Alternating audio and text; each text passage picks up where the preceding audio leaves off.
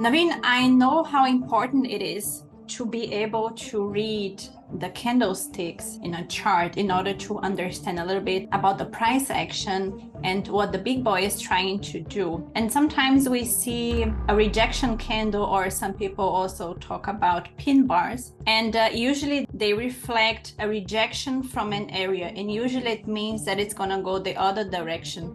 But sometimes price still comes back to that area. So how can you know if you can trust that rejection or not? You know what I mean? Yes, absolutely. That's actually a very good question because pin bars are actually very popular. They're also referred to as exhaustion candles, reversal candles, inverted hammers. So they have all kinds of names, but it comes down to, well, what's its purpose? It's to turn the market. Now, many people fall victim to this candlestick pattern because they're unaware of why this candlestick pattern is formed to begin with. So if we just simply study the candlestick pattern and it says this candlestick pattern equals rejection, therefore buy. This candlestick pattern equals rejection, therefore sell. This is the number one way to make sure your account becomes zero as quickly as possible. Okay, so it's very, very dangerous on this. And in fact, today is a very good example of that. Let me share my screen. Okay, so in front of you, you should be able to see Euro Aussie. Okay, this is the trade I've taken today. You've taken a similar trade on Pound Aussie today? Yes. I took a buy also on Pound Aussie. This was actually a trade that I was watching for quite some time, and I also shared on our Anticipate, Don't Participate group. Okay, good. I haven't seen this one as clearly though, but if I can just show it to you on Euro Aussie, if I just open this one up really quickly, generally what a lot of people do is they say, well, if I am at resistance, for example, if I'm sitting on resistance and the prices go up and then I get a rejection candle like this is a sign for boom, boom, boom, boom, boom, boom, boom, boom, boom, and then money's gonna pop out, right? Unfortunately, I bought, not that I didn't just buy, I snugged my stop right there. Okay, now this is like a nightmare for people who are just candlestick pattern traders. It's literally a nightmare because you have to understand, why is the candlestick pattern being built? That's more important to really quickly discuss here, if you give me a moment here. In this sense, an exhaustion candle, okay, and I'll draw this one here, whatever terminology is given to it, well, you want to call it pin bar, gravestone, or whatever the case is, the whole question is, what is it? Not how do I call it, right? If I'm walking down the street and it's like, oh, that's a Naveen. Yeah, okay, I get that. But what is it? You know, like, yes, that is a Naveen, but what is it? Well, it's a male, it's a human being, it's got DNA. Like, there's so much more to it than it's a Naveen.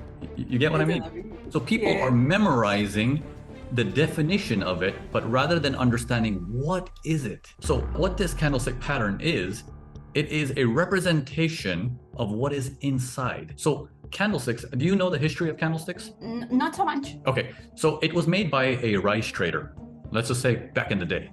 And the reason why I'm saying that is because I don't remember the year when it was made. But back in the day, there was a Japanese rice trader who made candlesticks. He didn't make it to make decisions on the fly every second, every minute.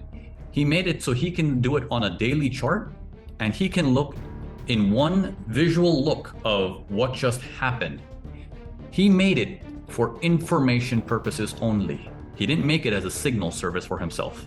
It was for informational purpose of, in that day, what's the lowest point did the price go to? Where did the market open? Where did it close?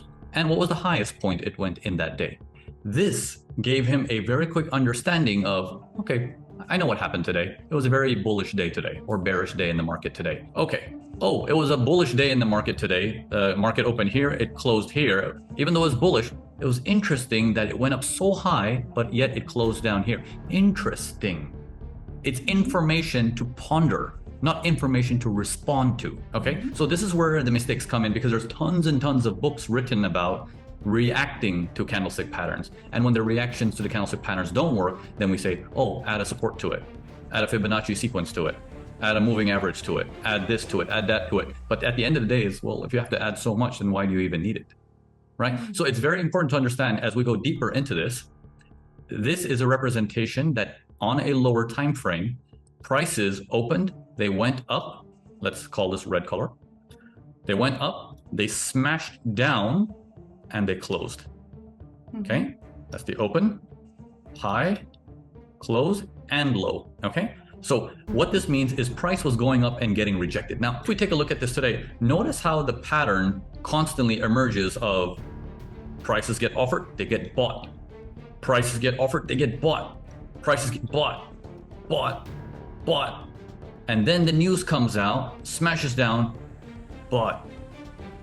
So to a certain element, if you unfold the story and you read the market dynamics, how you've been trained to do now, a candlestick pattern is yet another thing that can be useful in the right context or can be your worst nightmare in the wrong context. Does that make sense? Yeah. So candlestick patterns, yes, they're important to know, but as informational only.